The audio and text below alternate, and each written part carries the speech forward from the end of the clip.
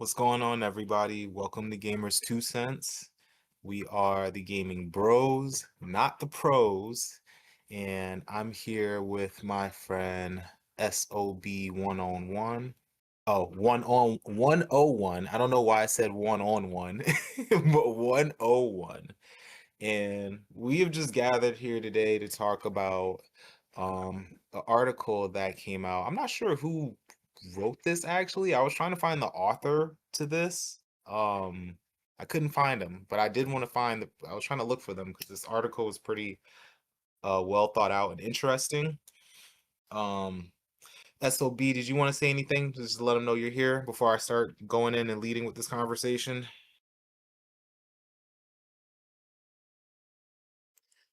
All right. It says C Thor.me. I wonder if the name's C Thor. Is that his name? See that? Okay, I wasn't sure if that I was don't the what. I know. thought that was the website. I don't know who that Where is. did you get this from? But Um, anyway, it was all over fighting game community. People who are influencers are talking about it. Like a lot of people are just talking about it. So it was a that's how big you know thing. I be out of the loop sometimes. But so SOB brought this to my attention because he wanted to hear my take on this article. Um, its website is CT or cthor.me, Fighting Games Product Design. Fighting games have a product design problem.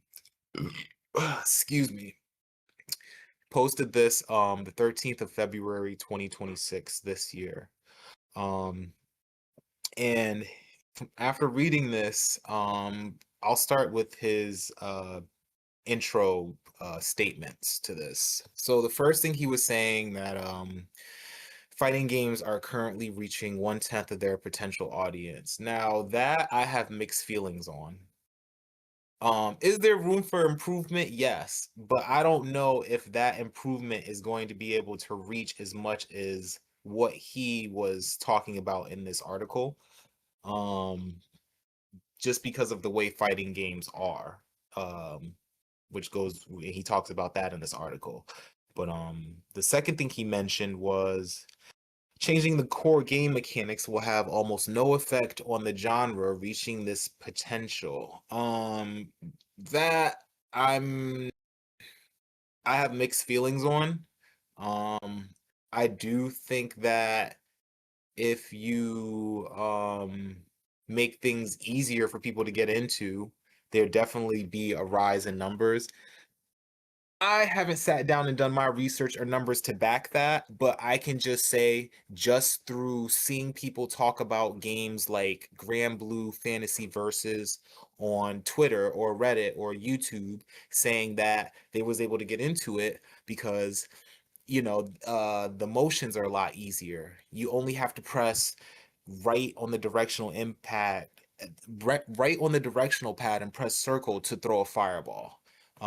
Whereas normally you would have to do a quarter circle motion. I know people in real life who can't do a quarter circle motion to save their lives. So, with the fact that Grand Blue Fantasy Versus was able to do that, it gives them a chance to play and allows more people to play the game.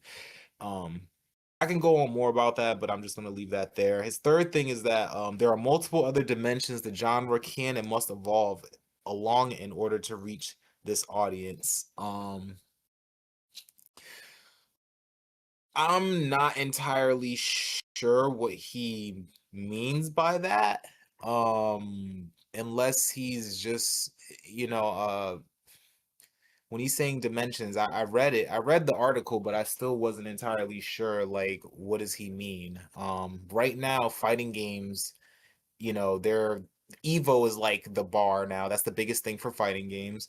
And I don't know what goes past Evo. Evo is basically like the Super Bowl to fighting games. So I don't know any event, like unless he maybe has another event he can equate something to bigger than the Super Bowl, like the Olympics, I guess. I don't know. I'm trying to think of something, trying to figure out what he's saying here, and I couldn't really figure that out after reading the article.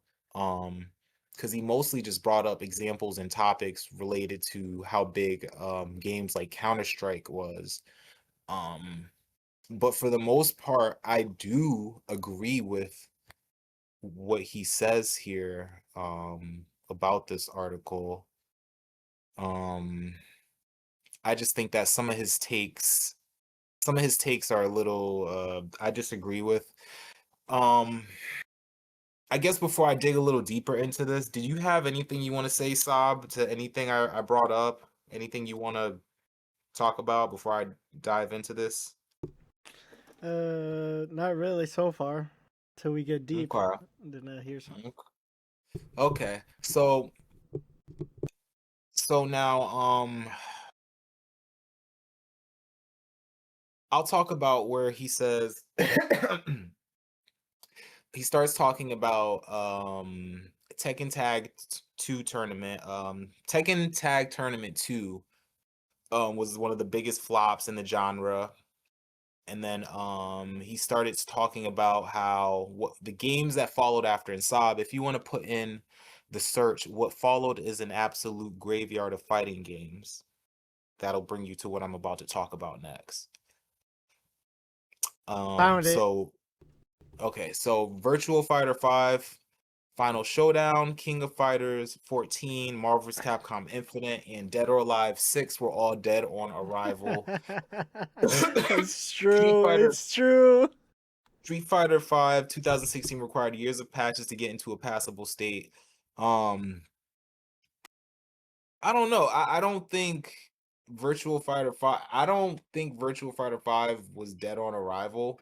People still play that game now. So you know, especially with Virtual Fighter 6 coming out. So I don't know when he says dead on arrival, it's like Virtual Fighter already has a really small community. So when you say dead on arrival, you're gonna have to mean like comparing Virtual Fighter 5 to like it's hard. I would have to actually check the numbers to really bring up my point better, which I haven't done, but that one I just kind of disagreed with. Um Marvel vs. Capcom Infinite, I wouldn't say that one was dead on arrival. I would say that they definitely hurt themselves with releasing the images for the characters when the game first came out because the faces were done horribly. There were a lot of memes about Chun-Li's face. I think it was like Ken or Ryu looking like they like lost everything and they hit rock bottom. Like it was bad. Um Street Fighter 5, yeah, and King of Fighters 14, yeah, I kind of agree with that. Dead or Alive 6, sure. So now I guess moving on, he says many of the FGC are cynical about the broader gaming market or just people in general. And you could type that into the search box. That's where I'm about to start. Hold It says on, though. many Hold on. Before we get there, it says right here, selling an elite alleged esports product that doesn't even work on experience. However, it says Mortal Kombat X, Dragon Ball Fighter Z, and Mortal Kombat 11 succeeded by instead sticking with the console era strategy, filling them with content outside of versus mode. Remember, I told you that before. How? Remember when I said a long time ago? I think Dragon Ball Fighter Z is the only fighting game that I think that you can attract basically everybody from every corner of the fighting game because Dragon Ball Z was something a lot of people grew up with where people are like, oh yeah, this is awesome. You know what I mean? Like they could take it from the Smash, from the Street Fighter. Remember I told you that long ago? I don't know if you yes. remember. I said that was the only fighting game that I think we'll ever see in our time that will grab a lot of people from their corner of the fighting game. And I don't think we'll ever see another game like that. That's just my opinion, and I can be wrong, but um, yeah. I respect it. And I respect I don't know what you said at the time, but I know you know I said that, and you know how I just say my opinion, and I always say that Mortal Kombat is usually the only one that's filled to the brim with a lot of stuff. Which I know you're yeah. like, oh, it's about blood, but usually there's a lot more than that. Except Mortal Kombat 1, you can always trash Mortal, but that's beyond what it's the parents fighting. But yeah, Yeah. So Yep, and I respect your opinion there. Yeah, you had good insight there. What was Um, the thing you want me to start again? so type in many in the FGC are cynical. Yes. Oh yes, this is so true, and I fucking hate this personally, because they're the sweats that they're the gatekeepers, and I fucking hate gatekeepers. Hmm. In my opinion, you know that I don't like that because nothing can grow when you have a gated community. Some Uh-huh. gated communities are fine in real life, right? It depends on the context of the situation, but when it comes to video games, you need to survive by putting more new blood in it. But yeah, go ahead and continue. Go ahead. What were you gonna say about this? Um, so yeah, he says some of the excuse. So he goes by saying many in the FGC are cynical about the broader gaming market or just people in general. And he starts by listing off some quotes that you hear floating around. You probably, well, I've heard floating around before when these talks have been had before in rooms. So one of the quotes starting, he says, quote, no team equals no excuses. So fighting games can never be popular like team games are. The second quote, no RNG equals too brutal to ego. So fighting games can never be popular like card games or must have skill flattening mechanics that function as RNG, um, which I thought was interesting. And he goes on to list some more, but he also brings up his counterpoints to these quotes. He says chess is a 1v1 game with no RNG. It has only gotten more and more popular over time, primarily due to chess.com and Lightness making the game more accessible. Improved product design. Chess has some structural advantages over fighting game, runs on a phone or as a board game. Centuries of cultural inertia, rules that could be learned in 5 minutes, but chess also has no animation, no characters, no spectacle, and almost no physicality. This makes chess.com's 10 million daily active users a good baseline for the total addressable market of gladiatorial video game, roughly ten times what fighting games currently have. Yeah, but so yes, you're right. But if fighting games were that, but then they wouldn't be fighting games. So that's why I feel him on this, but I also disagree with this because I don't think it's entirely fair. Yes, because yes, a lot of people will say fighting games are like chess. But if you're trying to say the reason, use the argument that no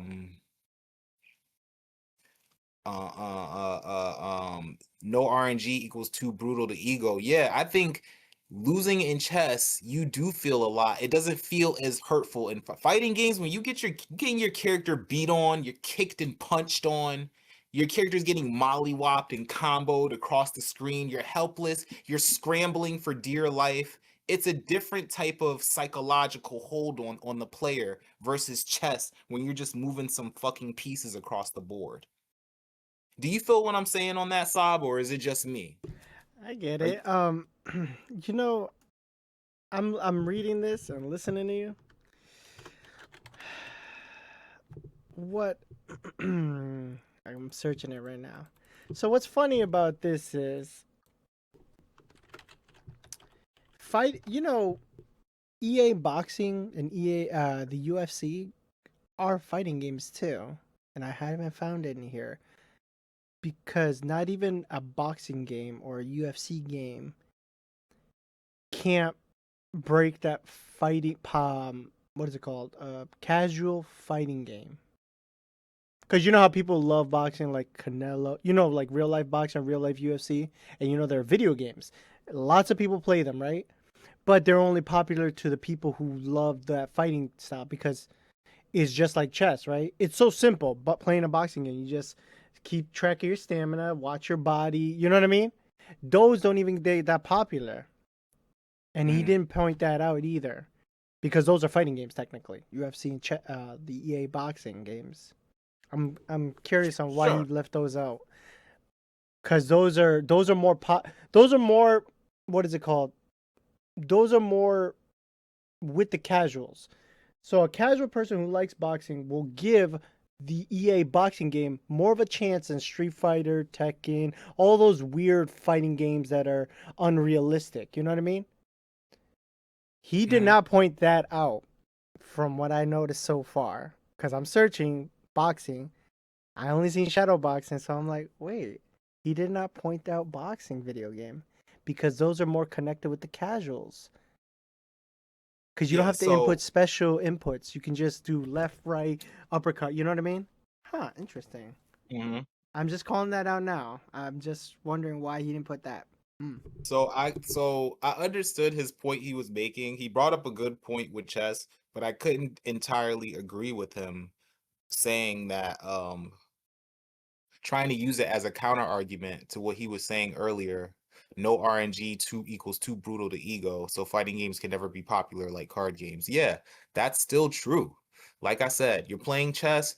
Oh, somebody knocks over your little chess pawn. Okay, your chess pawn disappears off the board. It's not like nobody's telling you, yeah, I took that piece, little motherfucker. Yeah, that's my piece. Now, no, there's none of that. Fighting games, you don't get that either. But you do see your character getting brutalized across the screen, whether they're getting tackled by Brian and punched in the face repeatedly, or you're getting put in an arm bar by fucking Leon in Dead or Alive, and getting your shit power bombed by King and Tekken. Like it hurts a lot more on the psychological part. So that's where I disagree with him there. The next point I disagreed with when he was talking about these quotes. He says people are brain rotted and need instant gratification, so hard games can't be popular anymore. His counter argument to that, because I agree with that. That's something maybe not word for word, but pretty much I agree with that. So his counter argument to that is Deadlock is unapologetically difficult, combining the strategic complexity of MOBAs with the execution demands of precision movement shooters. It's a completely new IP and an arguably new genre. While still in alpha, it has more players than every fighting game combined. I will argue that first person shooters are always just easier and more appealing to than fighting games because it's fucking guns and we're in America and Americans love guns and we love shooting. I really think it's just that freaking simple. I don't think it has to do with any numbers or anything crazy like that. I really just think that. So I don't really think comparing it to a first person shooter is exactly fair there, and I disagree with that take. I don't know I if you have anything you want to say, Saab. I do. I've played this a couple times, Deadlock. I personally do not see Deadlock as a MOBA first. I see it as a shooter first. It's very fighting a shooting game. When I first played it, I never saw it as a MOBA because when I saw the card saying headshot do more damage or headshot uh, uh life steal more, I said that's a shooting game. That's not MOBAs tend to they don't focus on headshots, so you know. Predecessor doesn't have headshots. Smite doesn't have headshots or whatever, you know. You don't do more damage due to headshots. That's only shooting games, third person or first person shooters. Deadlock, it is not a MOBA. I don't care what anybody says. That's still a shooter first and foremost. It takes majority of the seating in a room. If you were to put a bunch of the genre in there, I think that takes up the room. The shooting. So I disagree with this personally because I've played it already. Um, Mhm. but yeah, I don't. I get it. Also, he says it has more game players. Well, it's a Valve game. Valve usually has a very big name attached to things because obviously they made a bunch of good games and they run Steam. It's not like Capcom. It's not like Bandai Namco can host their own kind of like launcher over the years. So that's kind of wrong, I think, on the perception. But I get what he's saying. So, and Mhm. also it's hard to get an. It's not hard to get an invite, but it has this perception. It's not easy to get in because most players were randomly invited by Valve. So that I don't agree with. That's a perception thing. And yeah, I disagree with that whole thing completely. Myself, cause due to me playing it. But yeah, go ahead. So I would say that's pretty much everything I disagreed with as far as his takes on this. So now I will talk about the other things that I do agree with that he was saying. You can start here. It says, "What are fighting games lacking as products?" You can type that in the search. This is where I'm going to start. I'm there. This is the burning question. It's an indictment of the genre's developers that there are so many obvious answers. Crossplay. Yes. At this point, all fighting games should have crossplay. Fighting games are already a small enough genre as it is. Open the pool up and make it as accessible for everybody as possible. There should be no reason why everyone shouldn't be having crossplay on their shit. If they have a game that came out on PC or Xbox or PC and PS5 or even the Switch 2 and PC, whatever, add crossplay. That should be a standard now. Okay. Functional anti-cheat. Yes. Please. Tekken 8 is rampant with cheaters. Rampant. Which platform? Rampant. PC. I don't know about PS5. I'm pretty sure there's probably some cheaters on there too, but I know PC has they're full of them. There's a Discord dedicated for Tekken 8 cheating. With just a bunch of people in there discussing and posting videos of them cheating online. I shit you not. It's terrible. It's been brought up many times before and nothing's been done about it. So yes, we need an anti-cheat because there's no reason why I should be fighting cheaters at Tekken God or Tekken King and Tekken 8. Okay, that's a level where you're starting to that's like you're hitting intermediate higher level Tekken at that point. I'm fighting cheaters at that level, yo. Okay, so now it's actually killing the gameplay for people who play strictly online or ranked. Luckily, when I did play the game, I don't play it right now, but when I did play the game, I would just reach out to friends to play with on Discord or people I knew in real life, and I think that's the best way to play that game at least at this point. Um the next thing, functional online netcode. That's pretty much a speaks for itself. Just good online netcode. Rollback has always been really good since it became a thing. I think in like 2018 or 17. I'm not sure when it became super big, but that's always been good. Who did it I don't really first? Who did it before them? I'm trying to remember, but I couldn't I was trying to What's figure that? out who What's that but I couldn't cartoon figure game out of? What's that cartoon fighting game? which one was Skullgirls? Yes, they were always talked about having an amazing netcode, and at that point, at that time, not even Tekken, any of those big fighting games had good enough like they did. Because Mm-hmm. Skullgirls is old, I know that, and that's all I Yes. heard about them. It was a good fighting game, but the netcode was very impressive.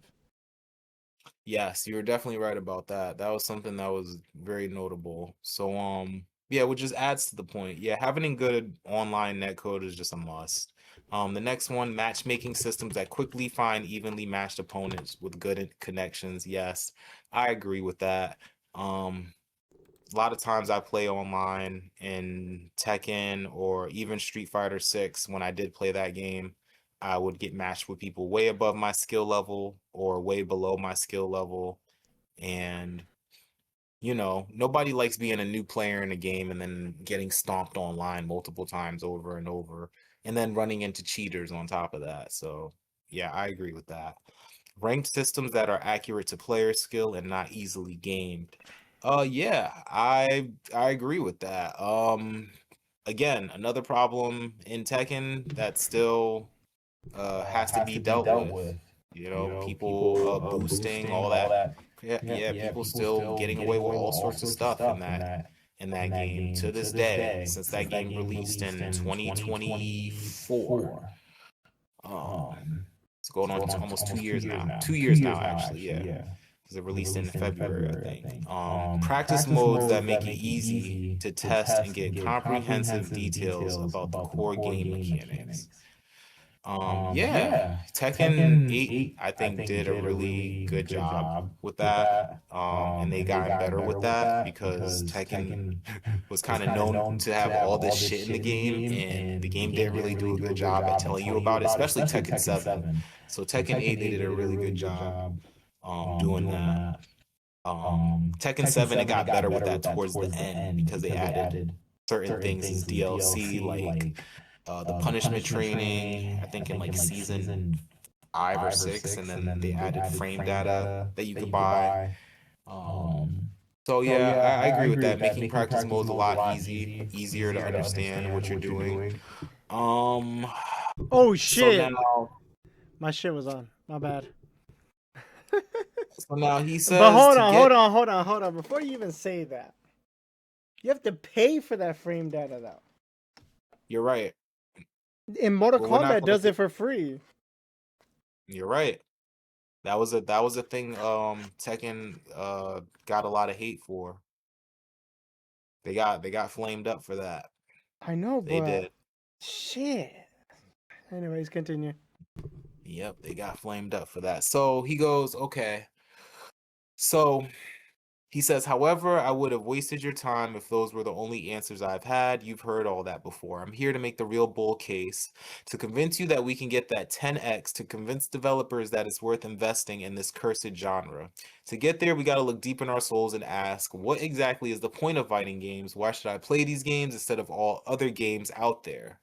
He says, I've never seen a serious answer to this question. Now, let me just say, if somebody asks me what is the point of fighting games and why should I play these games instead of all these other genres, I would just say the point of fighting games is to get that reward. Yo, life is all about getting that dopamine hit, but you have to get the hit the right way. You know? That's why like porn is so bad, considered bad, because when you're looking at porn, it's like a direct dopamine hit to your brain, and it's like cocaine to your brain. You get life gives you dopamine when you do all sorts of things. When you travel to your favorite place, when you hold on your girl's crush's hand, you know, doing something, accomplishing a goal, passing that test you studied really hard for. You know, that's what life's all about, in my opinion. If we're really getting down to the nitty gritty of why I'm playing fighting games, it helps me get that dopamine hit at a really dope level. Like it's really fun to get that hit. You know what I'm saying? Now, Saab, do you want to answer this or shall I proceed? Do you want me to ask you this question or shall I keep going? I would just say pride. Having having to climb the hill and finding that you get this your heart beats fast. You get this thing that you can't get from any source. Just like how I say Rainbow Six. It's hard, but it's one of the hardest games you play out there, like Rocket League, both of them. But once you get it, you'll be like, damn, this is like you just love it. You know what I mean? You'll have this, but it's a hard hump to get over, the start. Mhm. But yeah, go ahead. That's what makes it so rewarding. That's where I get that juicy dopamine hit from. So I've never seen, he says, he goes on to say, I have never seen a serious answer to this question. Um, I have, however, seen some surprisingly uninspired answers. Fantasy Strike says it's all about Yomi Man. I don't know. I never played Fantasy Strike personally, so I'm gonna skip past that. He goes on to say, um, a quote that came from Combo Fiend, who's like a dude who's been in the FGC for a while, known for playing a lot of Marvel vs. Capcom 2, known for having a really good Strider in Marvel vs. Capcom 2. So he said he's one of the FGC has to work on 2XKO. He said if excuse me. Combo Fiend said, if you were to actually think about it, these characters are just functions. They're just doing things. Magneto, case in point, is a favorite because he has an 8-way dash and he's really fast, right? So our most technical players, all they want to do is triangle jump and that kind of stuff. Well, guess what? Nova can do the same thing. Captain Marvel can do the same thing. Ultron could do the same thing. Go ahead and try them out. It's just a function that people are associating with the character, and there's no shortage of that. We made sure that all proper playstyles can be represented with our current roster. The design team has been looking at that very closely. We wanted to make sure that if a legacy character doesn't happen to make the roster this time, that playstyle would still be represented. That somebody who has associated themselves with Magneto wouldn't be lost coming onto this title. Unquote. So that's what Combo Fiend said. The writer of this article, he goes on to say, this is the sort of answer that only someone way too deep in the sauce can give. I'm sorry, what? I only want to play as Magneto because of his 8-way dash. Have you considered maybe it's because Magneto is a badass motherfucker with a sick helmet who bends metal with his mind? Okay, so I think two Hell things could yeah. be true. Hell I yeah. think, Magni is so I, fucking cool. yeah, he's cool as fuck. So I think two things could be true at once here. I think they're both right. I don't think he's too deep in the sauce. I think he's exactly right because if I want to play somebody like Guy or like I don't know, Bedman, who's a really good example. He has an 8-way dash and Guilty Gear Xrd. I would be looking for like a Bedman or somebody like him in the next game, but I'm somebody who's a little bit more seasoned in fighting games. But like the writer of the article said as well, Magneto is just a badass. So I think they're both right. Um so the writer goes on to say that fighting games make you feel like the main character in an action movie. And that's kind of one of his biggest takes to why fighting games I guess are appealing to begin with here. I don't know. He didn't really state. I think it was more so the lack of feeling like the main character when you're playing a fighting game is why the genre isn't as widely played with or uh, accessible to people because people aren't as familiar. People aren't when people play a character, he's saying that people should feel like when people play as the Hulk, they should feel like the Hulk. When people play as Spider-Man, they should feel like Spider-Man. And basically his thing was there's not enough of that. Um my thing is if you're trying to in order to change that, you would have to build lore around the characters. And in order to do that, you're going to have to put out things like TV shows and, or maybe animations or something, but even then that's like that would be that's my take on it. That's my take on it. You would have to if you want more people to get into fighting games and be the main character, you have to give people a reason to get invested because most of the time most of the people aren't even going to pick up the game just based off of the characters on the screen, I guess. Um I don't know. You have anything you want to say to that, Saab, before I keep going on here? No, no, but what are some of your favorite characters that you were playing for a long time and what got you to play them? For fighting games, so Yeah. Like I what really makes you like feel like the main character? Which one you chose? You're like, that's the main character. That's my main character. um I would say the closest character I feel most like relatable to is Guy from Street Fighter. Um I played him simply because I thought he was cool. I didn't feel like I'm trying to take myself back to when I was a kid and really try to think about it because it's really just I just played him off of it being he was cool. He looked cool. He's just cool. He's a ninja. I always thought ninjas were cool. It's not like I want to grow up and be a ninja my whole life. Can you be quiet while I'm on the podcast, please, Judy? Okay, it's not like I want to grow up and be a ninja my whole life or, but it's like I just thought he was cool. Um and I've been playing him since I was like freaking 12 or 13 and all the Street Fighter alphas and whatnot. So and he has style. He wears dunks, Nike dunks, fashion, whatever. He's cool. Um, so when I think about that, I don't know. That's why it's hard for me to completely agree with him saying that there's not enough fighting games that make people feel like the main character, because for me, I didn't need to feel like the main character with him. I just thought he was freaking cool as a kid. And that's why I play characters even now as a grown adult. If I see a character in a fighting game that looks cool, I'll play them. Like I don't have to feel, like there's this girl in Under Night Birth who rides fishes and koi fish and shoots out bubbles. I think she's dope as heck, but I don't be out here, I don't want to be like I don't want to spin off game with her, being riding koi fish and shooting bubbles to defeat enemies and shit like that. But like I don't need all that. So I don't know. I feel like it's a case by case. It's different for people. And I'm not saying he's wrong, but I can't entirely agree with him saying that's one of the reasons why people aren't into fighting games enough, because it doesn't take that much for somebody to just look at a character and say, yo, they look really cool, I'm going to try them out.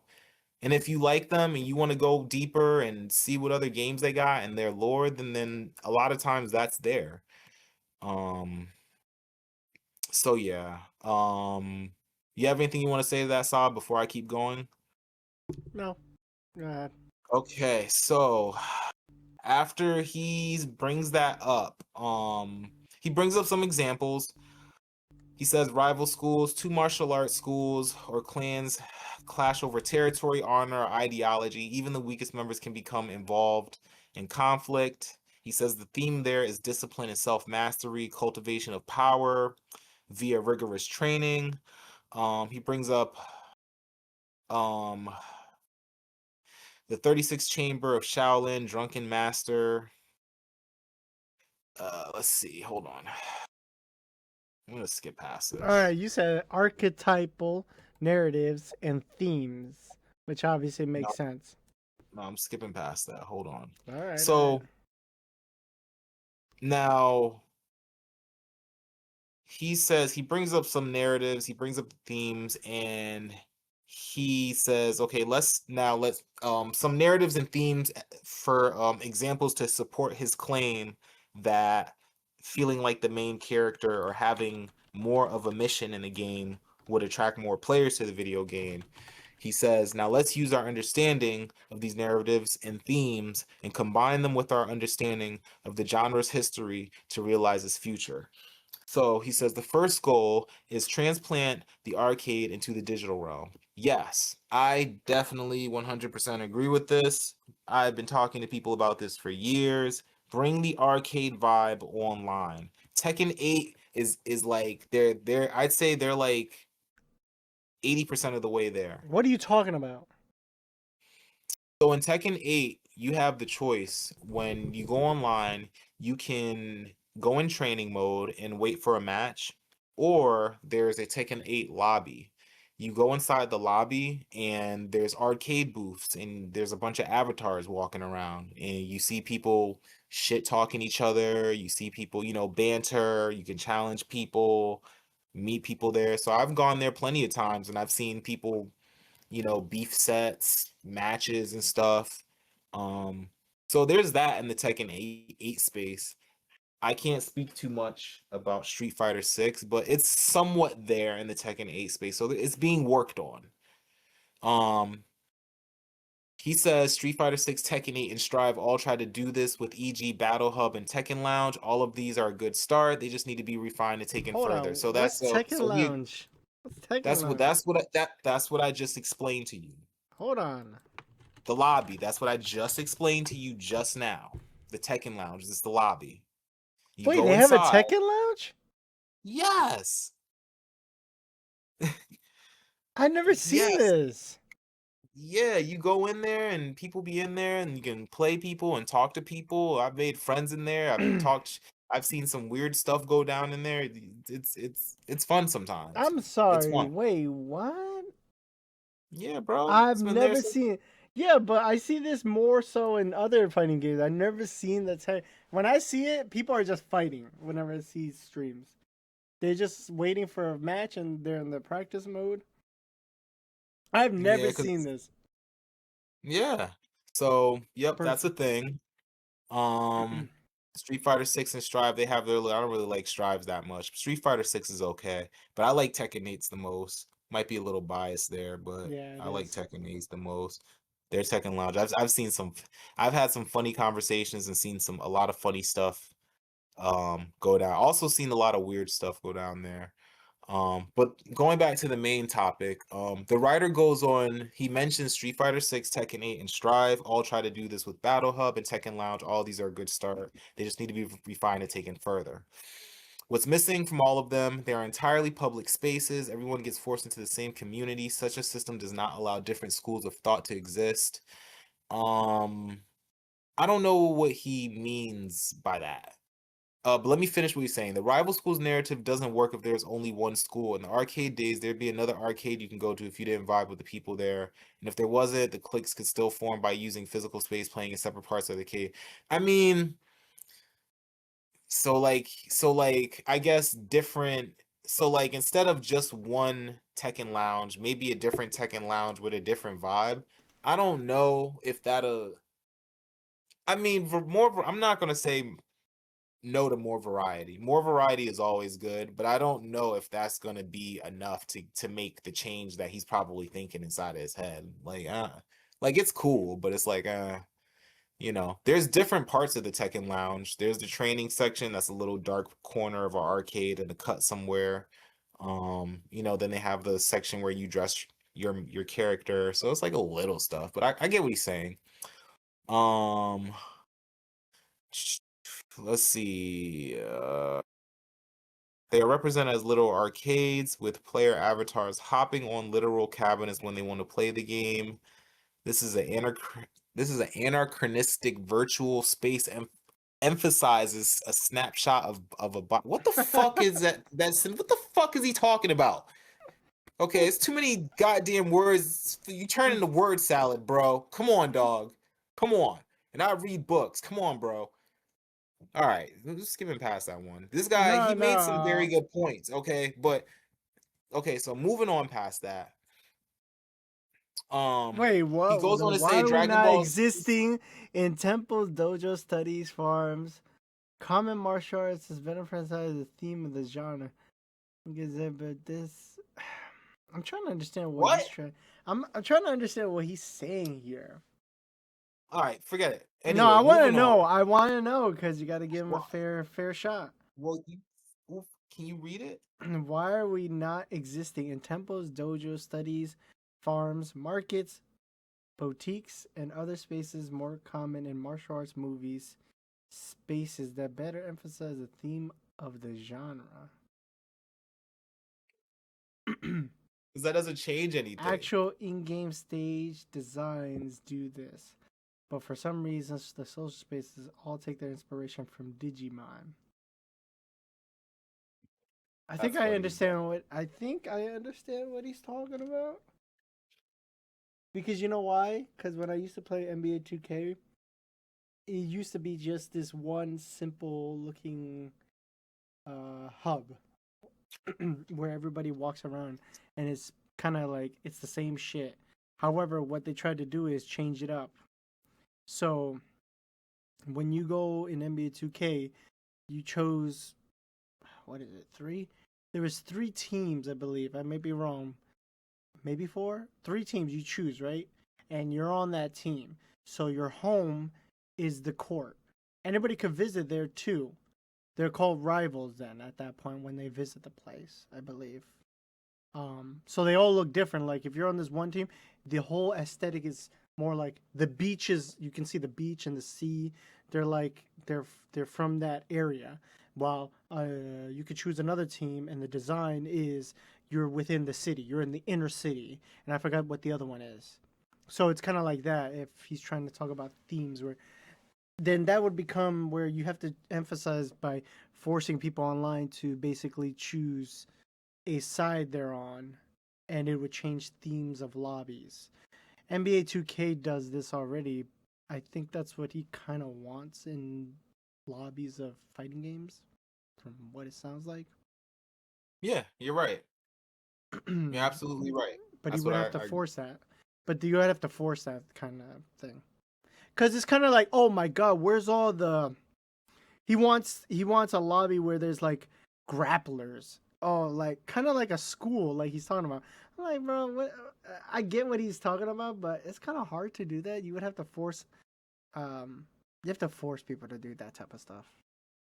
That's more of a community thing I at think that he's looking point. for like different vibes. Like, okay, maybe a Tekken lobby where the or a Tekken lounge where the lounge looks like a gym and they A have a ring, wrestling yes, and they like have King. a ring in the center.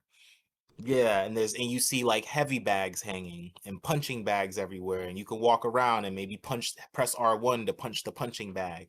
And then like another Tekken lounge where they're at a beach somewhere and you see people outside, you can jump in the pool and there's waters and there's arcade cabinets by the, I don't know, by the open bar or some shit like that. So yeah, I feel him there. If we I feel want, the only way he can implement that requires money. First of all, that requires work. hell yeah, it And does. the only way to implement something like that in a fighting game is to do battle passes. A battle pass where it's like a rivalry. Who's a rival in Tekken? Like a rival character? A rival in Tekken. Who's a rival in Tekken? What do you mean? Rivals. Who's rivals? Like an example. Oh, Kazuya and Jin. So Kazuya. So when that special battle pass comes around, people have to choose which side they're gonna be on, and the lobbies would look like that, or you can go to the other side. You can join a lobby that's special themed. They could do that, but I don't know if anybody would like that because it's been done in other places before. But I get it. That's the only way to force something like that, like a special rival battle pass, some shit like that. And then Mm, it changes the lobbies to match those themes. But yeah, go yeah. ahead, continue.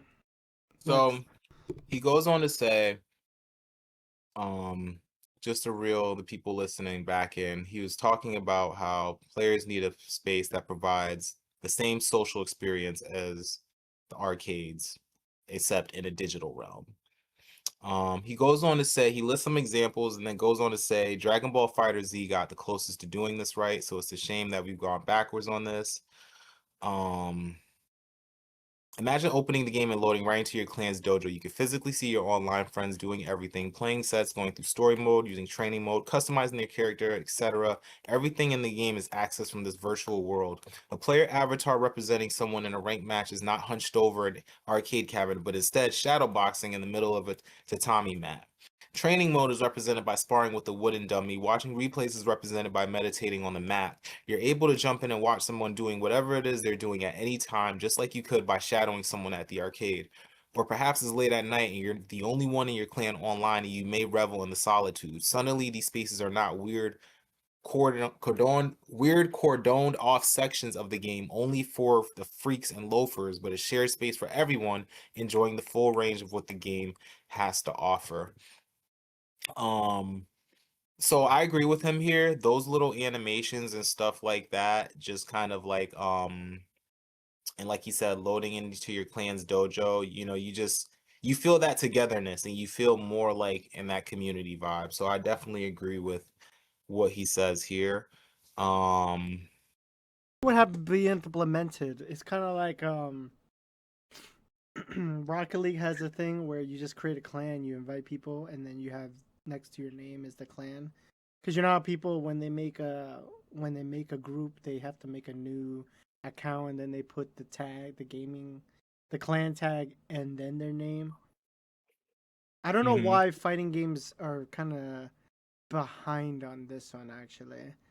This one's kind of like something that's been implemented for other games in years, and fighting games have been, yeah, really behind on this part, to be honest. Mhm.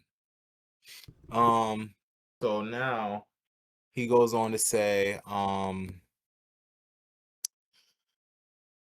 that was the first part of that was the first goal he listed. He talked more about like questions that people would have in regards to what he was saying, but I don't know. I thought they were pretty typical, and I just agreed with what he said overall. So I'll go on to his second point. He said the second goal would be a story mode that cultivates an appreciation for the game's depths. This is a little tricky. He goes on to say current story modes don't challenge you to learn the game's mechanics or interact with it on any deliberate level. You can finish Tekken 8 story mode just by mashing the whole time. He's right. The only real goal of these on the game design level is begging the player to keep playing them. Please, please keep reading my epic shonen slop.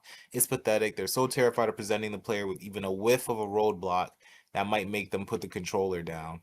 Well, can you blame them? You know, I feel what he's saying there, I and I'm don't kind of a I don't little bit know. Go ahead. really. Go ahead, continue. I'm sorry. I just don't What understand go this. go ahead. Say it. Says in 2026, where there are multiple examples of massively successful games with heavily front load difficulty, Elden Ring, Sekiro. This refusal to challenge the player. Now, it's kind of hard. I don't think he should be cross comparing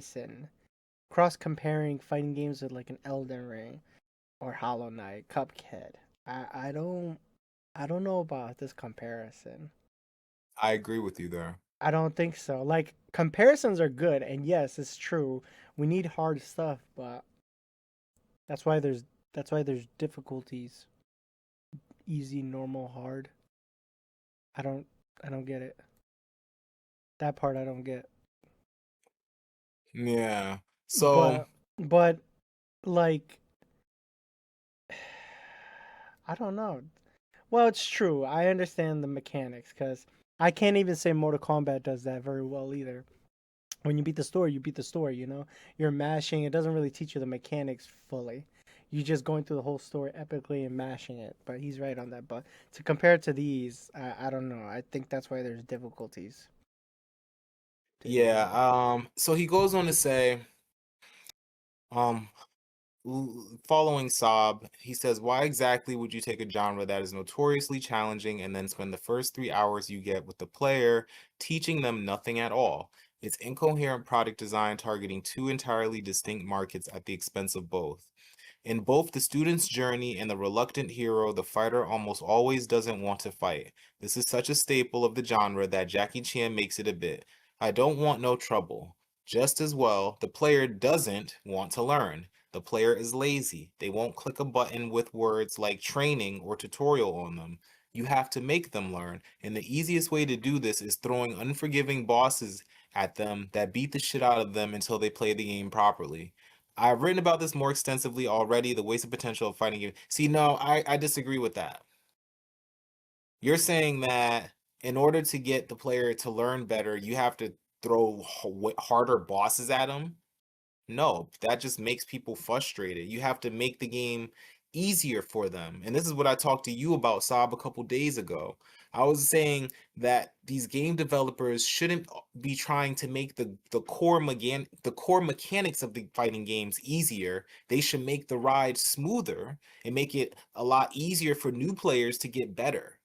Don't make it frustrating because that doesn't work for everybody. Not everybody likes to ram their head into the wall or die 20 times before they beat a boss like Lies of P or something like that. That doesn't work for everybody. Most people don't have patience these days for shit, which is part of why fighting games aren't popular now, because it goes back to this point you were saying earlier, people needing that immediate gratification. So it's like you're going to make it even harder by throwing super hard bosses at them, people expecting that to incentivize people to learn to beat the bosses. People are going to want to give up. I'm not saying he's entirely wrong, but I don't think that's like most people are just going to give up, especially if they can't beat the first boss. Shit. And if we're cross-referencing games, we could talk about Armor Core 6 and how that first helicopter boss wiped out so many people, they had to nerf that boss. So like you know, so I see he brings up a good point, but I don't know. I Um so what about Sifu? Sifu's quite difficult. I've It never played Sifu. that's a fighting game no matter what. It's single player, but that game you can get hit a couple times and you're dead. You age. Remember, you age out, where your health gets lower, but your skills stay. You have more skills getting older. All So, right, you and told that game me. is hard. That game can be hard, easy to learn, hard to master. How come he doesn't point that out? That's one thing I just don't get. Mm-hmm. He doesn't point Um, that out. But maybe, hold on, let me see. Find seafood. Nowhere in the article. This guy, I understand what he's saying, but I don't think he plays games. Cause I'm bringing up, but I'm not being an asshole. But Sifu is whoever. That game's hard. I don't give a fuck. It's a hard fighting game, but yeah, he doesn't. I don't get it why he doesn't put that there. yeah, that game's on my wish list. Go ahead, continue. So he goes on to say, unless the core game mechanics are fully pick up and play in the way that Brawlhalla's are, and in parentheses he puts, and which is an arguably different genre at that point, unparentheses, you need an expensive story mode to act as the tutorial. That's an even bigger upfront development cost, which puts an even bigger risk premium on the investment, which demands even higher potential returns and even less room to grow from setbacks on release. Um, an expensive story mode to act as the tutorial. I mean, Combat already does it. Though it's a basic tutorial, but it teaches you some right. basics. I'm like, this was That's the done only before. one. That's the only one though. If you really have to sit back and see which fighting game does that. I'm trying to think because I no, there was more than that. Like Street Fighter 6, they did it with their avatars. Like they teach you, um, but like, oh, you do fight to beat this character, you have to jump over their fireballs, and then they think that's how you learn how to jump in the game. It's actually really good. Yeah, but he's But asking expensive story mode. Nobody gets more expensive Mortal Kombat cinematically. If he's talking about that, I because expensive story mode, you know what I mean? Expensive, bigger well, premium risk. You know what that means? More money. Well, he goes on to say if the genre were better saturated, you could get away with no story mode, and then maybe you could get away with free to play. Shooters and MOBAs don't need tutorials because everyone already knows how to play them. Doom, Half-Life, Halo, Call of Duty, StarCraft, Age of Empires, and Warcraft walked so Counter-Strike and League of Legends could run. The target market has enough genre XP. And that's what I was saying earlier about his point. I was saying, again, people are used to first person shooters because, and again, America loves guns and shooting games, so it's just like we have that. For Hold fighting on, games, hold on. StarCraft, Age of Empires, and Warcraft walked so League of Legends could run because it's not Counter. I'm trying to understand. He says MOBAs don't need tutorials. So I'm going to connect that with everyone already knows how to play them. Connect I it don't to, fully agree with that either. hold on, to connect to StarCraft, Age of Empires, and Warcraft. Most people who play League of Legends never played StarCraft, Age of Empires, or Warcraft. I'll bet my fucking bottom dollar most of these people have never. I will not see most of these popular saying, "Oh man, I learned this from playing early MOBAs that weren't called MOBAs on StarCraft years ago." You could hear me say that. I've said that before. Comrade Caton. I said I've played MOBAs before, just in its early iterations of Warcraft mods and StarCraft mods. But not many people who've played those games, League of Legends, could say that. So that connection, that's harder because StarCraft, Age of Empires, and Warcraft are some of the hardest games you could play. Because League of Legends is very easy. You don't have to. You only have one character you learn, you use, not a whole battalion. So that connection, I do not agree with. The others, the shooting, yeah, I can agree with. But that's a bit of a stretch. Because you don't ever hear streamers say, "Yeah, I used to love playing StarCraft, Age of Empires." You've never heard that. I don't care when. Like majority, I've never heard majority of these fans of that League of Legends say that. There's no way. Mm, So that connection, I'm sorry, but I'm not gonna agree with that. But go ahead, continue. yeah. So he said the target market has enough XP and stuff. So I agree with that. For fighting games in 2026, the target market is mostly untapped. So this product strategy of undercutting bigger competition by being leaner doesn't make much sense. Is the Leaner, what does target that market? mean? What does that mean? Leaner, basically more streamlined. Yeah, But that did I. work. That It did did. It did. That's because League yeah. of Legends got big by undercutting RTS games because RTS was hard. Nobody really played it. It wasn't a. It had its time, but it wasn't very popular to watch because it's just difficult to understand. You have a battalion. A battalion. You can have 3 battalions to control. That's too much. League of Legends is a leaner thing.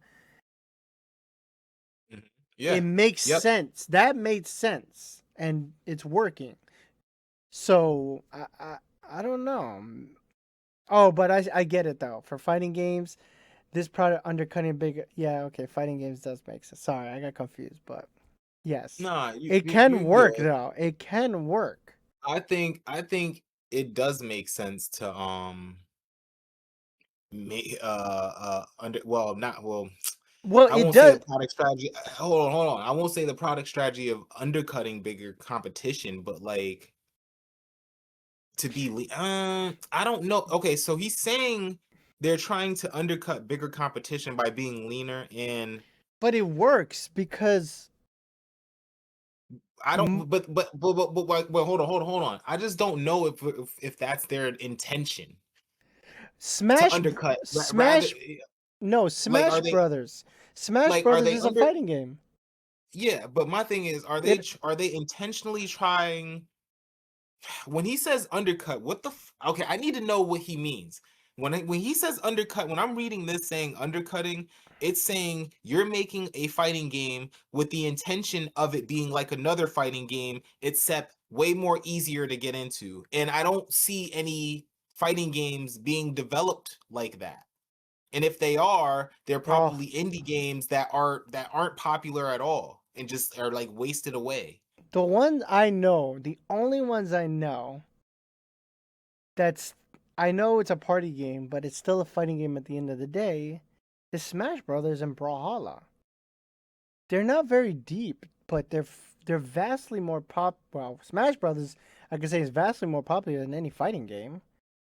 So, is that did that turn into by undercutting over the years, right? Because it's such a simple system. Yes, I know it can get hard, but it's easy for like a little brother to get into. You can just they'll just play their favorite character and it's simple to press and hold A forward to do a stronger attack. You know what I mean? I But mean, the question would be who would Super Smash Brothers be trying? What fighting game would they be trying to undercut and dominate though? I feel like Super Smash Brothers is in its own lane, and they don't really need to do that. You know what I mean? yeah, I I just feel just like they saw opening and they just they hopped on it. I think there were other genres like I think it was Shonen Jump. I don't know if no, Shonen Jump Stars came out. When did that come out? Hold on. I think that came out after Smash Brothers. Hold on.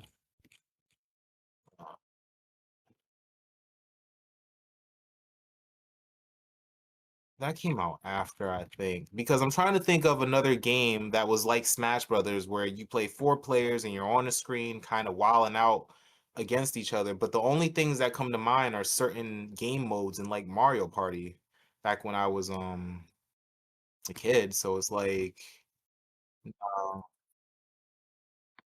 if he was thinking fighting games, wouldn't be wouldn't Dead or Alive be easy to? Isn't Dead or Alive a Soul Calibur meant to be easier? Because they're not deep. They're not deep like Street Fighter or Tekken. yeah. But what?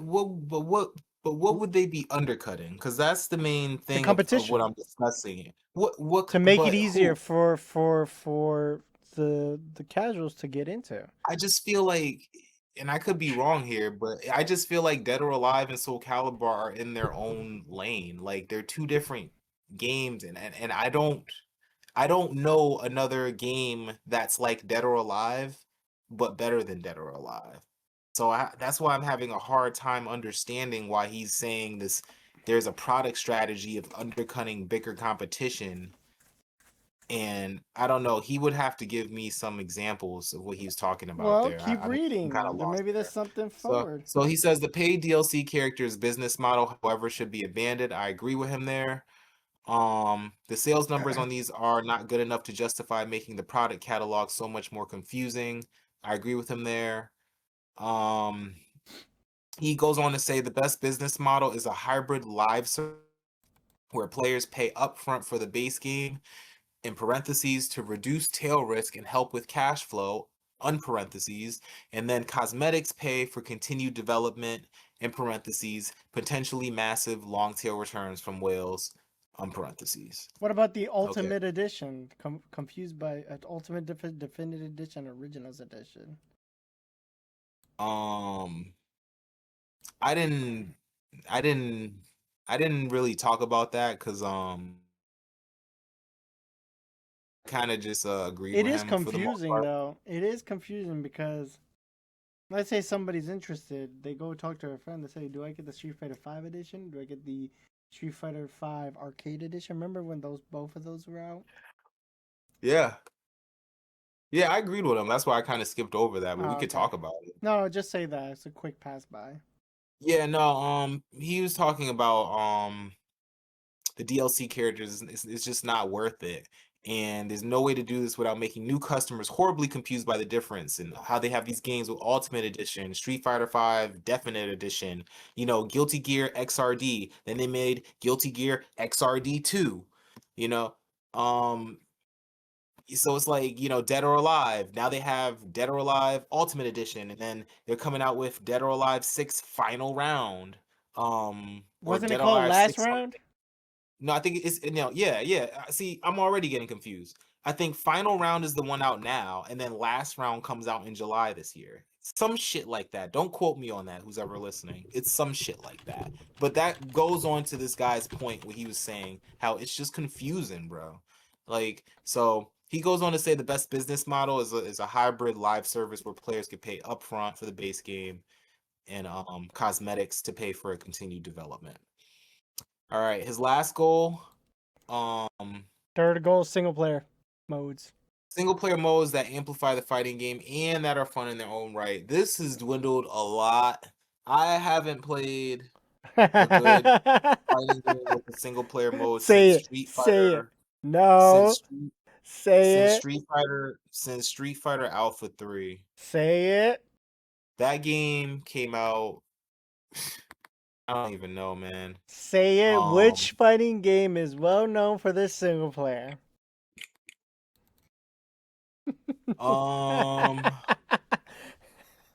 that game came out in 1998, so it's been a while. Shut your ass up. You know which one.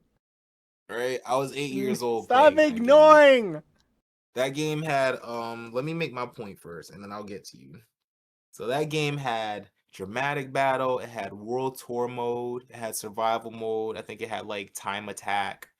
It was very, very cool. That game was probably the most fun I had playing a fighting game outside of just the verses because that shit held my attention forever. Very amazing. So yes, I agree with him there. Now Saab, he goes on to say he believes that Mortal Kombat has the best single player right now. Um, I think that's a hard tie up against Street Fighter 6. They did a really good job with their avatars, It doesn't but matter. Overall, over the years, Mortal Kombat has been the one. so that's Overall, what they're the Saab ones who believes. spend the money. They're the ones who spend the money the most. So You can't that's what just say, Saab. well, Mortal Kombat 1 was you. Well, yeah, it had a hard time. That was beyond just the game getting made, it's money issues and all that. But But yeah, they've been popping off with their stories since like 10 or 9, even 9. 9. Like that's been since the PS3 day. They've been hitting that hard. So you can't really. You have to give it a Mortal Kombat. You have to, just by default. I know you don't like to do it, but you have to. Whatever. Goes on. All right. I mean, I agree with a lot of what he's saying here, but Yeah, I'll. but you get mad at me. You said I'm stupid when I said that the single player is necessary. You said no, people just want to play first. Remember, you disagree with me. You always said no, nobody wants to play single, but I said no because they could play their favorite character and find cool characters. Because they have to do it like Mortal Kombat at least. Make it something emphasized, something that's just not a throwaway, something that you just have fun with. But you disagree with me. But I always thought single player is important. So the writer goes on to say Shut that up. grinding ranked over and over isn't that appealing as an end game. Even serious rank grinders aren't playing more than a few hours a day and often need extended break. Just suck it up and go through the grueling process of learning the art, and then you can grind ranked all day. This isn't a good sales pitch. Single player content is obviously needed so people have something else to do when they're tired of ranked. It's so obvious that I'm sure you've heard this before. But when people ask for single player content, what they usually mean is make a totally different game in a totally different genre, but mash the fighting game into it somehow. Yes! Tekken Force is just a beat 'em up with the Tekken skin. World Tour is World Tour is just an open world RPG with the Street Fighter skin. He's talking about Street Fighter Alpha 3, what I was just talking about. Mostly meaningless fighting game interludes. Chronicles of Sword is just Fire Emblem with the Soul's Calibur skin and meaningless fighting game interludes. These game modes are often beloved by fighting game players, so they ask for more of these, but this is such a ridiculous request. Just be serious for a moment. Tekken Force isn't going to compete with Streets of Rage 4 because Streets developers are serious about beat 'em up specifically. They're diehards and experts of the genre, while the Tekken developers are just tourists of it. World Tour is a joke compared to literally anything else in the open world RPG genre. You better have Mero and Tier writing if you think you can get away without voice acting in 2023. He says, sure, if they're cheap to produce, that's awesome. More single player content is always better. Tekken Ball, for example, probably didn't cost much to make. You would have to be careful not to bloat the menu too much if you had a bunch of cheap sideshows. But if there's no cost, then why not? Um, he goes on to say, but if there is a cost, even if we assume you could somehow make such a mode and make it as good as the genre experts you're aping, it would still not be a valuable multiplier to the fighting game. Maybe you could get a bunch of Fire Emblem players to buy your game by putting a quality clone of that in your fighting game, but they still won't convert into fighting game players. Yes, you're right. But for one, they are not necessarily the target market. That's what I was about to say. But more importantly, there's absolutely no skill transfer between these modes. They don't feed into each other at all. They're entirely distinct experiences. At best, you could have de-risked a little by bundling two games into one, but then how good of an idea does that sound? Okay. So he's basically, from what I understand, is he's saying that fighting game players would like more modes in their games. But he's saying that there's no point of putting modes in their games if they're not competing with, there's no point of putting a beat 'em up in Tekken if it's not competing with Streets of Rage 4. And I disagree with that. Um, I this is where I don't know everything here. I'm gonna just be straight up. I admit I don't know everything here. I don't know how people feel about this because some people could be real anal about their standards and what they expect out of Tekken putting a Tekken Force mode in Tekken 8. And maybe it's not up to their standards, but I wouldn't expect it to be super amazing either. Like if Tekken 8 Force Mode was no voice acting and just like fonts and just words to read on a screen, I would be fine with that shit. Like, but other people will probably be like, bitch and complain. So that's a mystery to me there. Um, so I don't know. He says they could fix the issue by bundling them together. I don't know where he's going with that. I don't really. So he says, anyway, he goes on to say what's needed from these single player modes is something that amplifies the fighting game genre. But with Street Fighter characters, it's as obvious an idea as it is useless. But where fighting game mechanics are centered, it's much harder. World Tour does at least have some segments where it forces players to learn the main game, which elevates it above almost all other single player content in the genre, despite being otherwise being lackluster. So that's what I was saying to you earlier. When you play World Tour mode in Street Fighter 6, the game will tell you to beat this character, you have to jump over the fireball and hit A. So the game teaches you how to jump or block this attack, tech this throw, beat 3 times to beat this character. So that's how the game kind of teaches you. Um, so the writer of this article goes on to explain, um, more so expanding on Street Fighter 6 system when it comes to teaching players the game through the single player world tour mode. He goes on to say training Mini routine. games. Mini games. Yes. Yes, mini games, training routines similar to rhythm game charts. Um, routine games, block and punish a single move, to impossibly complex. Routines are done 2 to 10 minute sessions and your performance is scored.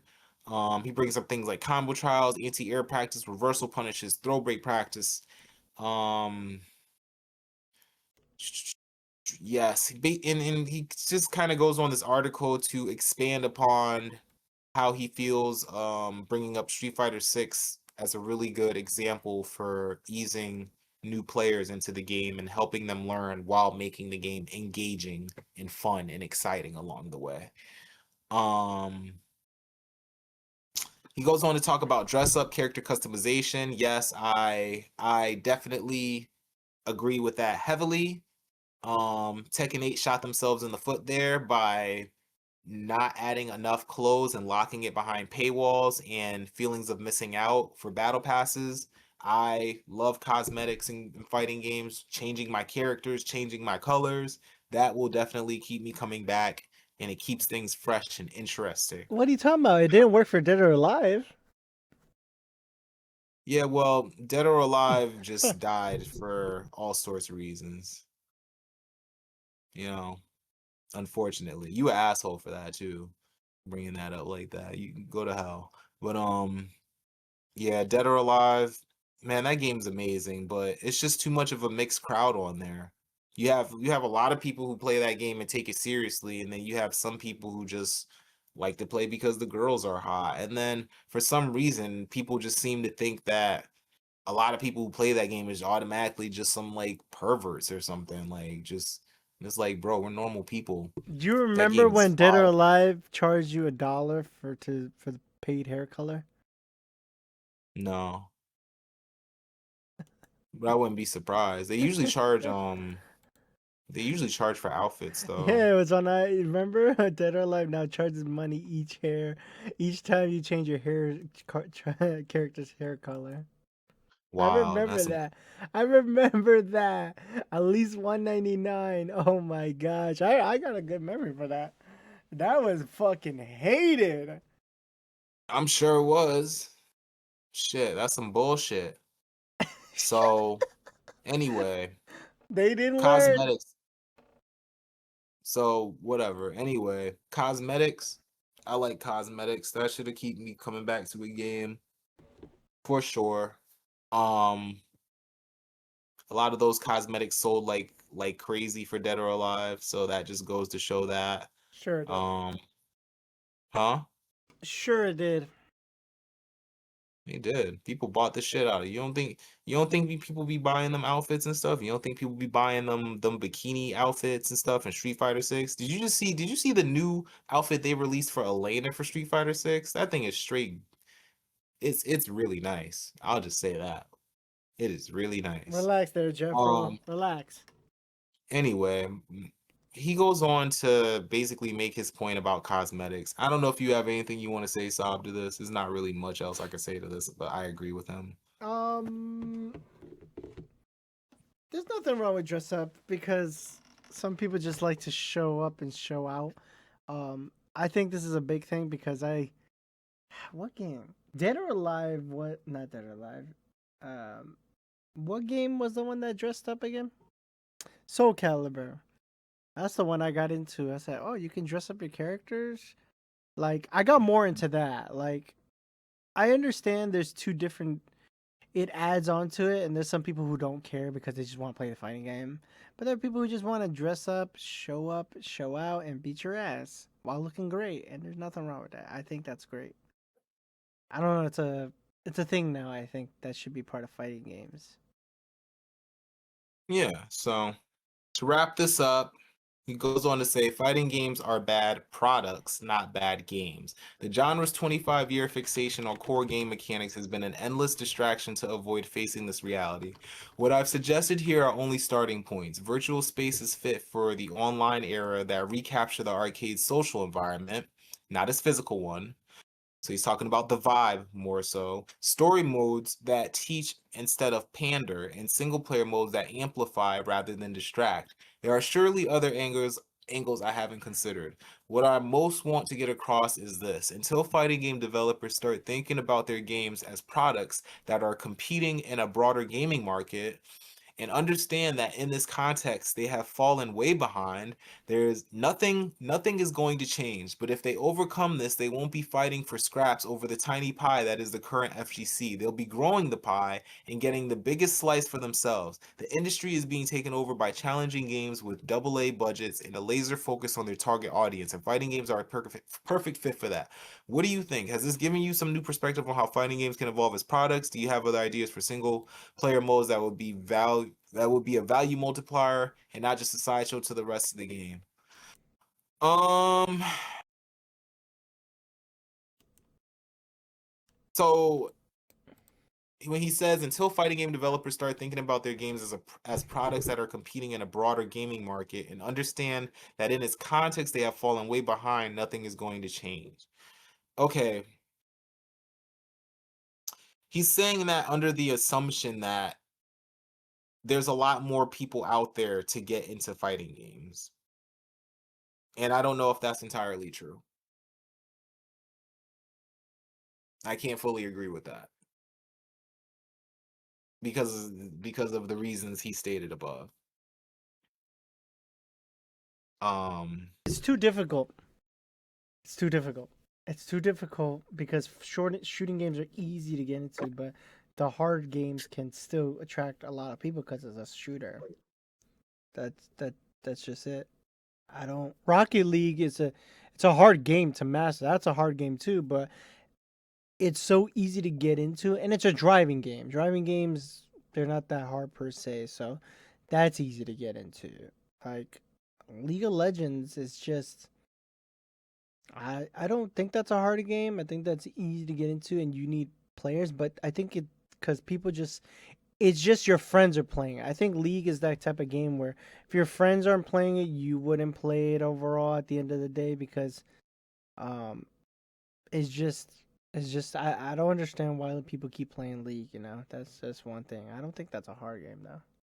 I don't think yeah, I fighting think games just fighting games just has I don't know. That's a they're just good. too hard to get into, man. I'm sorry. They're just too tough, bro. No matter how easy you make them, the guy said it himself in the article. Core mechanics ain't going to change shit. So fighting games are going to forever be considered difficult no matter if you got to press one button to do a fucking combo. And that's literally how it is now. Still the same thing. They're just too hard, man. So fighting game developers are doing what they can.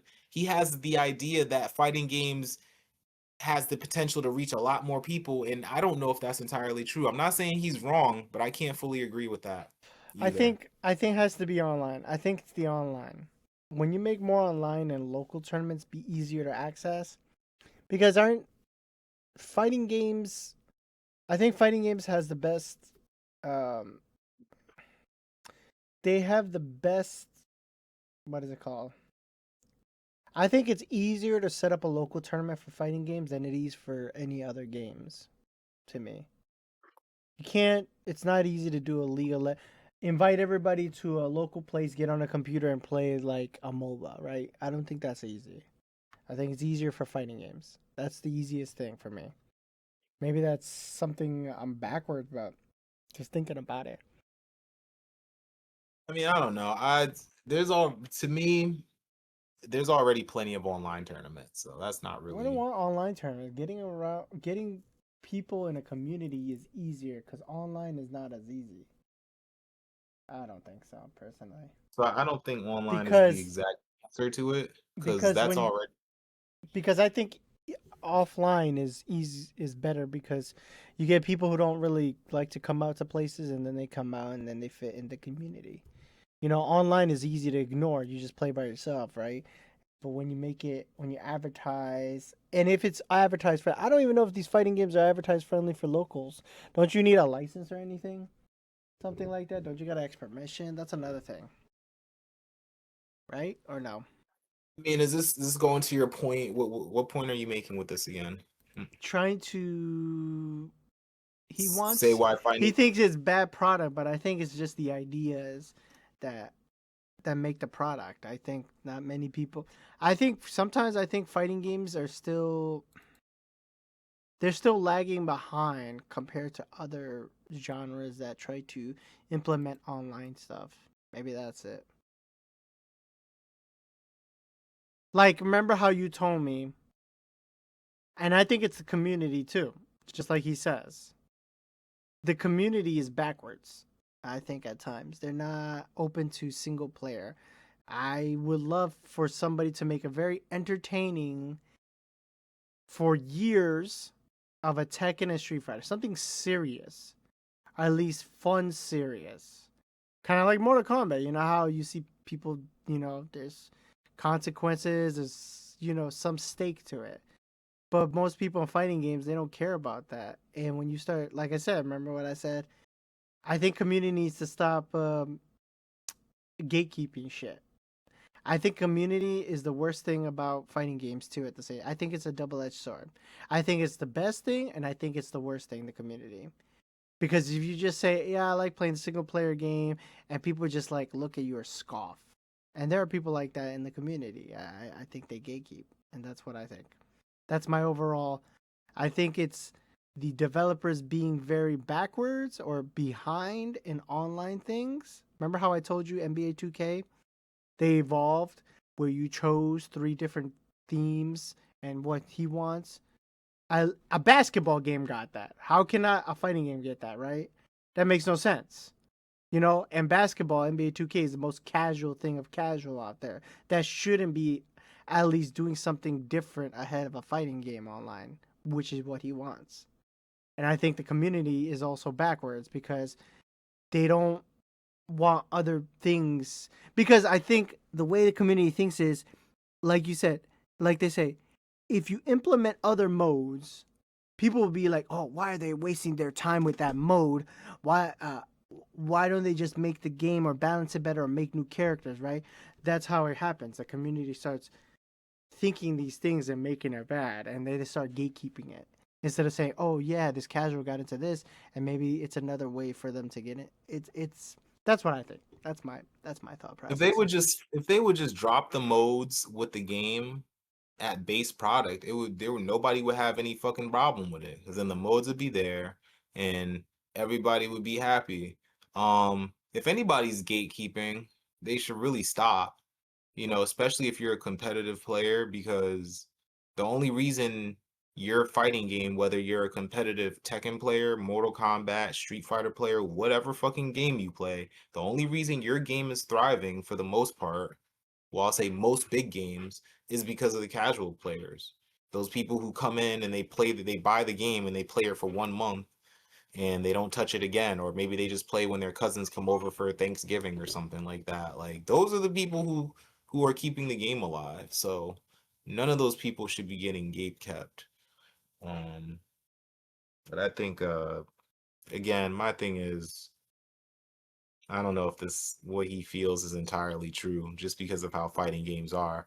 If because my thing is it's not like the developers haven't been trying. Yeah, he's like, okay, over the years, changing core mechanics aren't going to work. Yeah, no shit. That's what they've been trying to do. They've been trying to get people in, which is what you're talking about saying. Like, you're saying they should do this, and this to get people in, but that's not going to change anything because they already been doing almost, I say 90% of the stuff this guy mentioned, they just it's just not working because they're fighting games. That's really what it is. I I don't think really it. need a bunch of numbers and shit to support that. If we just look at how fighting games are, he even mentioned some of the quotes in there. They're difficult, instant gratification. You hop on there, you get your ass whooped. Fighting games are hard. I What do you want? I think Dragon Ball was the last fighting game that most people would that never play fighting games would get into. Now, however, maybe this Marvel Tokon can do the same thing because people like Marvel. Remember, people got into Marvel vs. Capcom. Remember the two? That was the big one everybody grew up with. Maybe this could be the next entryway of bringing people in. People be like, "Oh, I love Marvel. Oh, I love Captain America. I love Iron Man." Right? Dragon Ball had. I think Dragon Ball did that. We just don't see the numbers because they don't keep track of that. Saying, "Oh, this person's never played fighting games before," right? They don't have that statistic. But I think everybody's like, "Man, I love Trunks. I love Dragon Ball." Right? All the kids, teenagers, adults who don't play. You know what I mean? Like it's by perception, and I think I'm right on that. I think Marvel Togan can be the next thing, possibly to bring in some new blood, but will that translate? Like I said, that's just because it's Marvel. My personal thought. Mm. Right. So I don't know. I don't have anything else to really say on this without repeating myself. So stop repeating I guess, yourself. I guess we could close it out here. You want to wrap this up? You have any last words before we end this pod? No, fuck you. But anything else, you?